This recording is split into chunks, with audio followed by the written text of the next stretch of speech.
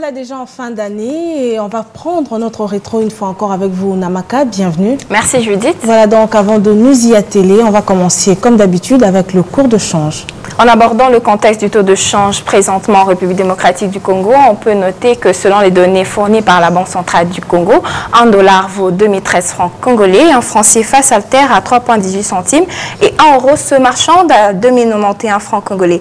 Prenons maintenant la partie marché parallèle. Nous sommes focalisés précisément à Barumbu et dans ce lieu circonscrit comme cible, un dollar s'altère à 2050 francs congolais, un franc CFA se coopère à 3,20 centimes et un euro vaut 2095 francs congolais. Alors c'est parti avec notre rétro. Première question, combien est-ce que le gouvernement a levé comme frais en faveur des missions diplomatiques congolaises? Le gouvernement de la République démocratique du Congo a procédé au paiement de l'ordre de 133,8 millions de dollars américains en faveur des missions diplomatiques congolaises. Le but est d'insuffler le changement dans la politique extérieure et de relancer la diplomatie sur des bases saines, solides et efficaces. Alors parlons aussi de la répartition des paiements au cours de cette période. De l'enveloppe globale de 133,8 millions de dollars américains débloquée par le gouvernement congolais, 40,038 millions de dollars américains ont couvert les salaires et les arriérés irrelatifs, soit 30% du total.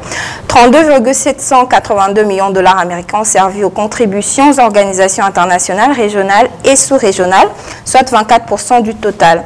14,748 millions de dollars américains ont été utilisés pour l'acquisition d'équipements, ce qui représente 11% de l'enveloppe globale. 12,549 millions de dollars américains ont couvert les loyers, les arriérés irrelatifs, soit 9% du total. 10,458 millions de dollars américains ont été affectés aux frais de fonctionnement et aux arriérés irrelatifs, soit 8% du total. Alors, hormis les frais ou voilà les frais que vous venez de nous citer, y a-t-il eu d'autres paiements effectués? Si oui, quels sont ces paiements? Exactement. Alors, ces paiements sont donc 9,760 millions de dollars américains qui ont servi aux paiements divers en faveur des missions diplomatiques, soit 7% du total. 8,330 millions de dollars américains ont couvert les charges relatives au rapatriement et aux arriérés irrelatifs, soit 6% de l'enveloppe globale. Les frais de mutation et d'installation ainsi que leurs arriérés ont représenté 5,146 millions de dollars américains, soit 4% de l'enveloppe totale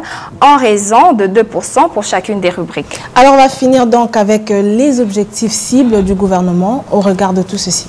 Voilà, il a lieu de constater que le gouvernement de la République démocratique du Congo a œuvré au cours de cette année 2022 à l'appurement du contentieux financier des salaires des diplomates et des loyers de nos ambassades qui s'étaient accumulés ces dernières années.